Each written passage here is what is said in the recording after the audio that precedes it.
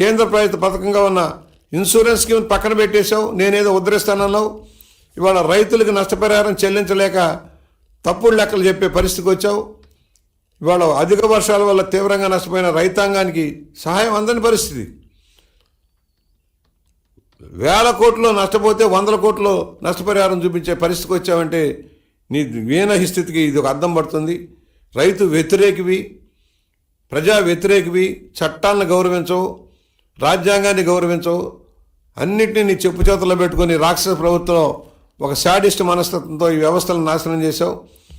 రైతాంగానికి సంబంధించిన నీటి పథకాలను ఏ విధంగా నాశనం చేశావో సహకార రంగాన్ని కూడా అదే విధంగా నాశనం చేసిన ఈ ముఖ్యమంత్రి గుణపాఠం చెప్పాలని మేము విజ్ఞప్తి చేస్తున్నాం.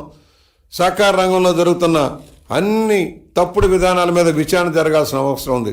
సమగ్ర విచారణ జరగాల్సిన అవసరం ఉంది. ఆడిట్ జరగాల్సిన అవసరం ఉంది. ఆడిట్ రిపోర్ట్ ప్రకారం చర్యలు తీసుకోవాల్సిన అవసరం ఉంది. అధికారులు ప్రభుత్వం కొమ్మక్కై సహకార రంగంలో దోపిడీ చేస్తూ ఉన్నారు. వేల కోట్లు దోపిడీ చేస్తున్నారు. ముఖ్యమంత్రికి కావాల్సింది కూడా అదే. వాళ్ళు తింటే నాకు తెచ్చిస్తారు కదా, నా వాటా నాకు వస్తుందనే ఆలోచనలో ముఖ్యమంత్రి గారు ఉన్నారు. సహకార రంగం వల్ల కనీసం 1000 కోట్ల రూపాయలు ఈ ముఖ్యమంత్రి గారి ఖజానాకి చేరిపోయినాయి, ఆయన సొంత ఖజానాకి చేరిపోయినాయి.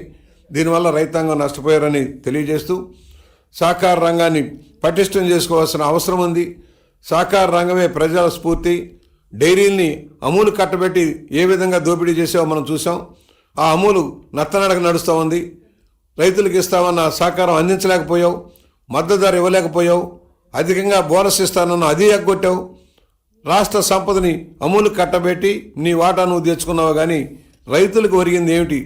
సహకార డైరీలు నాశనం చేసావు, సహకార షుగర్ ఫ్యాక్టరీలు నాశనం చేసావు, సహకార సొసైటీలని, పిఎస్సీలని, అలాగే అర్బన్ బ్యాంకుల్ని అన్నింటినీ నాశనం చేసిన ఈ ముఖ్యమంత్రికి తగిన గుణపాఠం చెప్పాల్సిన అవసరం ఉందని సవినీయంగా మనవి చేస్తూ ఉన్నాం.